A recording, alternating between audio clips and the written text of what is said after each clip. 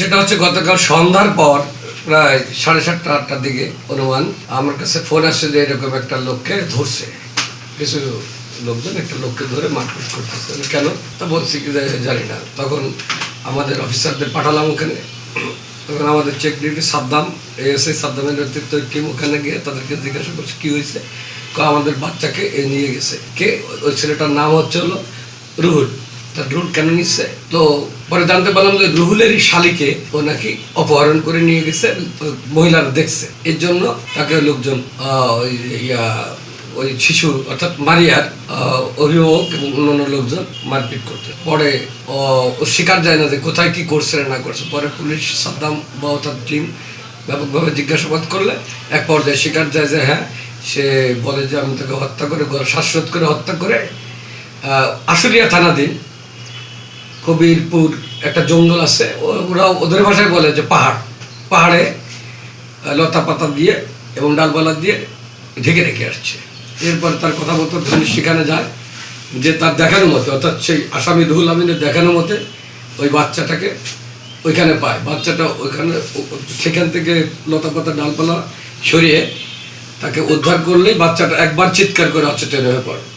এরপরে আমাকে ফোন দিয়ে জানায় এবং ওইটার একটা ভিডিও পাঠায় আমার কাছে। তখন আমি বললাম যে আচ্ছা আপনি দ্রুত তাকে হাসপাতালে নিয়ে যান। তখন আমাদের এর পরবর্তী টিম এসে হাজির আমাদের এসআই আব্দুল মালিক। তাকে বললাম যে আপনি এবং আমাদের পুলিশ কনস্টেবল শফিকুল, ভুল বলছি শফিকুল, নতুন আসছে তো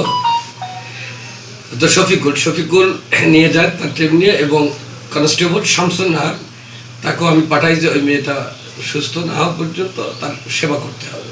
তারপরে হাসপাতালে গেছে। তো আজ সকালে মেয়েটা তার কমা থেকে ফিরে আছে। তাকে আপাতত জিজ্ঞাসাবাদ করা হচ্ছে না, তার ট্রমার মধ্যে আছে। কিন্তু ঘটনার বর্ণনা রুহুল আমিন যতটুকু দিয়েছে এবং পারিপার্শ্বিকতা এইটুকু।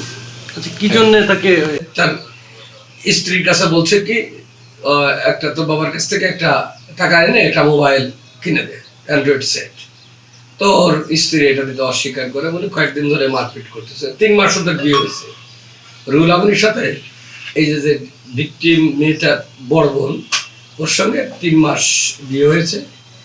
এখন এই 3 মাসের পর থেকে মানে বিয়ের পর থেকেই বারবার মোবাইল চাচ্ছে, কিন্তু দেয় না। তো গতকাল আর কি খুব রেগে গিয়ে প্রতিশোধ পরায়ণ হয়ে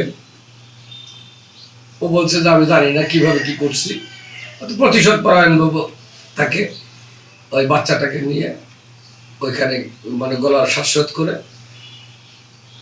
হত্যা করেছে বলছে, কিন্তু আল্লাহ তাকে বাঁচিয়ে রাখছে, হত্যার চেষ্টা চালিয়েছে।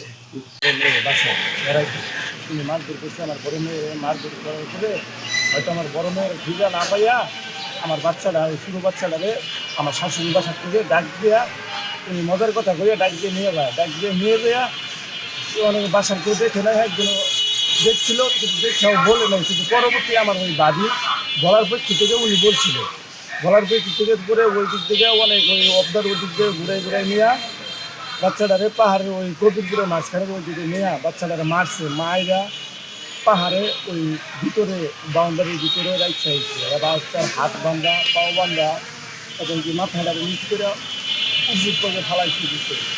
কাটা দিয়ে বেরিয়েছে, মাথায় আঘাত করছে, দূরে আঘাত করছে, প্রচণ্ড পরিমাণ মানে আঘাত করছে। রুহুল আমিন আমার মেয়ের জামাই। পরে কিভাবে উদ্ধার করলেন? আমরা যখনটা না পাইয়া তো যখনটা পাচ্ছিলাম না তখনটা আমরা এলাকার মাতবুদ্দার জানাইছি, মসজিদে জানাইছি।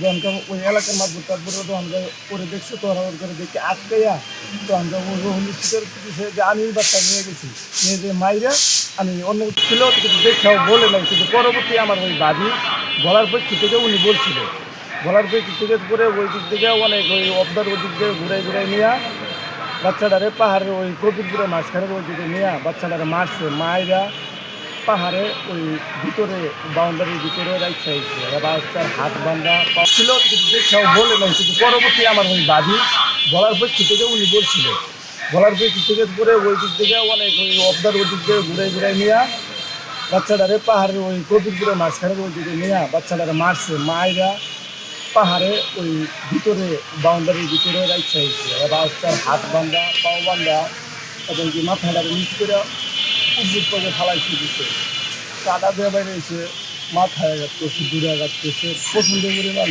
করে মানে আঘাত করছে রুহুল আমিন আমার বলছি যে আমি রেখে আসছি তো আমরা পুলিশ প্রশাসন নিয়ে আমরা ওই জায়গা থেকে বাচ্চা উদ্ধার করে আনি 1-150 লোকে দিয়ে কি চান তার? আমি সুস্থ বিচার চাই এবং এলাকার আরও লোকজন আছে এরাও সবাই সুস্থ বিচার চাই আমি মেয়ের বাবা আমি সুস্থ বিচার চাই আমি